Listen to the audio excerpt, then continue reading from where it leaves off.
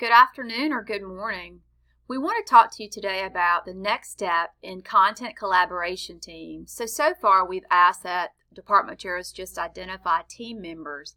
Today we're going to actually be working with you in your content collaboration teams to identify essential standards. Essential standards help us with goal number 1 in our school improvement plan.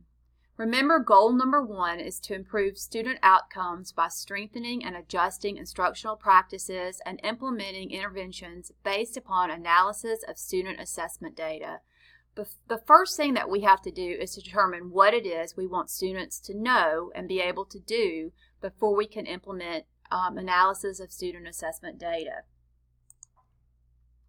And from pre-planning, we learned that our county focus is on intentional strategic planning within the instructional framework. So again, selecting and identifying these essential standards is the first part of our plan. Our work with content collaboration teams will charge us to review our standards and learning targets, establish success criteria for student learning, and design assessments that measure that student learning. Within content collaboration teams, we will also focus energy on how we monitor student learning.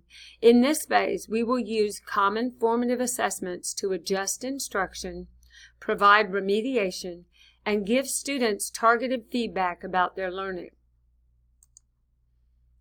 So as we begin this work, our first step is to agree on the essential priority standards. Teams will need to plan when a student should be expected to be proficient with a standard or a specific skill. Teams will need to revisit standards and learning targets to build a common understanding of what students must know and be able to do. What is it that we would like to do or accomplish today? Today, teams are going to determine their essential standards. If there is time, teams should begin discussing the progression of skills within the standards and when students should be proficient with each standard or skill. So how do we choose essential standards? Essential standards should be what students are responsible for knowing, and of course what we're responsible for teaching. We know that you're responsible for teaching all standards for your current content, but essential standards represent the minimum knowledge or skills a student must have by the end of the course. These are the standards we must remediate and students recover in order to complete the course. But if we teach all standards, how do we know what qualifies as got to know? First, teams should narrow down their standards to 8 to 12 essential standards at most. And then you should use the REAL, R-E-A-L acronym to evaluate standards. And we're going to talk about REAL in the next few slides. But REAL stands for readiness, endurance, assess, and leveraged. Standards that provide readiness give students the skills and knowledge needed in the next course or grade level. So to identify a standard that provides readiness, you should ask yourself, does it provide students with that essential knowledge necessary for success in the next grade level, the next course, or the next class in the sequence? Endurance standards have knowledge and skills that will continue well beyond a single unit and are used throughout a course. So when determining if a standard has endurance, you should ask yourself, does this skill come back frequently during your course of study throughout the year?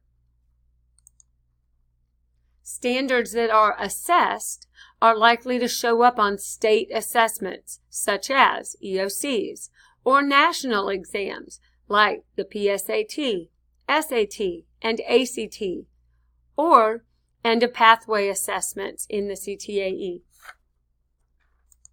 Finally, standards that can be leveraged give students knowledge and skills that they regularly apply to other disciplines and maybe their lives after high school. To determine if a skill or a standard is leveraged, you should ask yourself, is this skill being applied and executed in other courses, in other content areas, or perhaps out in the career force? When students graduate high school, they'll need that skill in order to apply it to a job area. I think the most popular question that we've heard so far is, why are we doing this again? Or haven't these already been determined for us previously? We recognize that you are going to teach all standards. What we're saying is an essential standard is one that you think is so important that you're willing to remediate and you're willing to have students recover. These are the standards that we would see assessed on your common formative assessments and then common summative assessments as well. Not that all summatives are not going to be common. But, so we're saying to you, it has been some years since departments have unpacked standards, but we feel it's a smart idea to revisit that work and prioritize standards so that we have greater consistency. And you'll see the bullets that we have in front of you. To gain greater consistency regarding the importance of different standards, to gain greater clarity regarding our teacher's interpretation of standards, to create standards-based common formative assessments and interventions that address student learning, and to accurately understand student progress towards standards mastery.